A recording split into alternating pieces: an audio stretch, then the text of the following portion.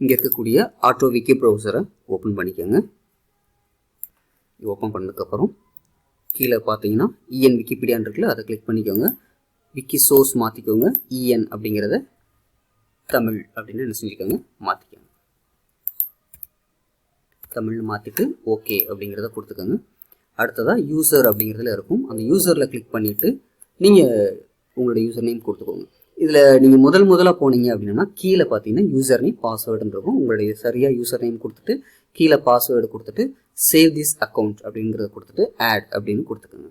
இப்போ நான் ஏற்கனவே கொடுத்துருக்கனால என்னுடைய பாட்டை லாகின் பண்ணிக்கிறேன். பாட் அக்கௌண்ட் நீங்கள் வச்சுருந்தீங்கன்னா அதை முறையாக அனுமதி வாங்கி என்ன செஞ்சுக்கோங்க, இங்கே லாகின் பண்ணிக்கோங்க.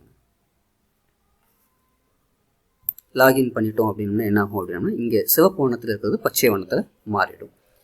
அடுத்ததாக ஆப்ஷன்ஸ் அப்படிங்கிறதுல இங்கே ஃபைண்ட் அண்ட் ரீப்ளேஸ் அப்படின்னு இருக்குது. அதில் நார்மல் செட்டிங்ஸ் இங்கே ஃபைண்ட் அப்படிங்கிறதுல 2 அடுத்ததாக ரீப்ளேஸ் அப்படிங்கிறதுல 2-3 அப்படிங்கிறத கொடுத்துக்கோங்க. கொடுத்துட்டு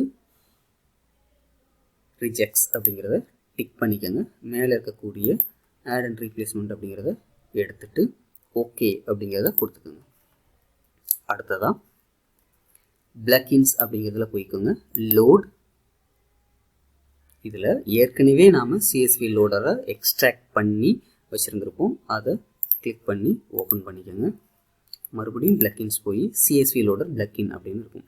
இங்கே உங்களுக்கு இந்த ஆப்ஷன் வரலைன்னா நாம் ஏற்கனவே சொல்லியிருந்த மாதிரி அந்த எக்ஸ்ட்ராக்ட் பண்ணதுக்கப்புறம் இந்த ஃபோல்டருடைய ப்ராப்பர்ட்டிஸில் போய் அன்லாக் அப்படிங்கிறத நாம் என்ன செஞ்சுருக்கணும், பண்ணியிருக்கணும். அப்படி பண்ணலைன்னா இந்த ஆப்ஷன் உங்களுக்கு வராது. இப்போ பிளக்கின்ஸில் போய் சிஎஸ்வி லோடர் பிளக்கின் அப்படின்னு ஓப்பன் பண்ணிக்கோங்க. ஓப்பன் பண்ணதுக்கப்புறம் நம்ம எக்ஸல் ஷீட்டில் இருந்து டெக்ஸ்ட் ஃபைலை நம்ம மாற்றணும். பார்த்தீங்கன்னா அந்த எஃப் அப்படிங்கிறதுல இருக்கக்கூடியதை மாற்றிடணும். அதை என்ன செஞ்சுக்கணும், ஓப்பன் பண்ணிக்கோங்க. ஓப்பன் பண்ணிட்டீங்கன்னா இந்த பாக்ஸ் வரும். இதில் ஃபீல்டு செப்பரேட்டர் அப்படிங்கிறதுல இந்த குறி கொடுத்துக்கோங்க. கொடுத்துட்டு ஃபைண்ட் அண்ட் ரீப்ளேஸ். அடுத்ததாக காலம் ஹெட்டர்ஸில் 1, அடுத்து 2, இந்த குறி 3 ஹேஷ் போட்டுக்கோங்க. இங்கே கொடுத்துருக்கிறத அப்படியே என்ன செஞ்சுக்கணும், கொடுத்துக்கணும். இந்த 3 அப்படிங்கிறது எக்ஸல் ஷீட்டில் இருக்கக்கூடிய 3 காலங்களை குறிப்பிடக்கூடியது. கொடுத்துட்டு ஓகே அப்படின்னு கொடுத்துக்கோங்க. கொடுத்ததுக்கப்புறம் இந்த பக்கங்கள் எல்லாமே என்ன செஞ்சிடும், நம்ம 164 பக்கங்கள் கொடுத்துருக்கோம்ல, அந்த 164 பக்கங்களும் என்ன செஞ்சிடும், இங்கே வந்துடும். வந்ததுக்கப்புறம் இங்கே ஸ்டார்ட் அப்படிங்கிறத போங்க. ஸ்டார்ட்டில் டிஃபால்ட் சம்மரி அப்படிங்கிறத என்ன செஞ்சுக்கணும்னா மேலடி அப்படின்னு என்ன செஞ்சுக்கோங்க, மாற்றிக்கோங்க.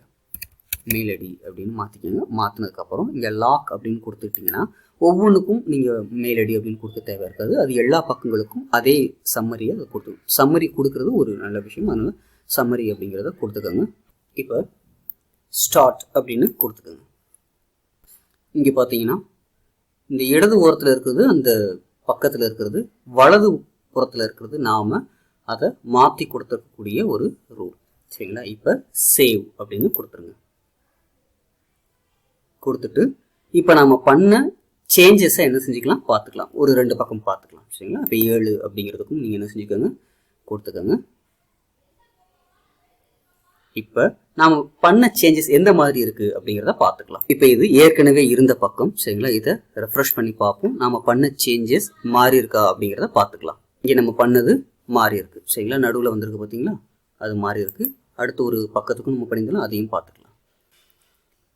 இங்கவும் நமக்கு என்ன செஞ்சிருச்சு, சரியாக 7 அப்படிங்கிறது வந்துருச்சு. இந்த மாதிரி தான் என்ன செஞ்சுக்கணும் அப்படின்னா தானியக்கமாக நம்மளால் மேலடி சேர்க்க முடியும்.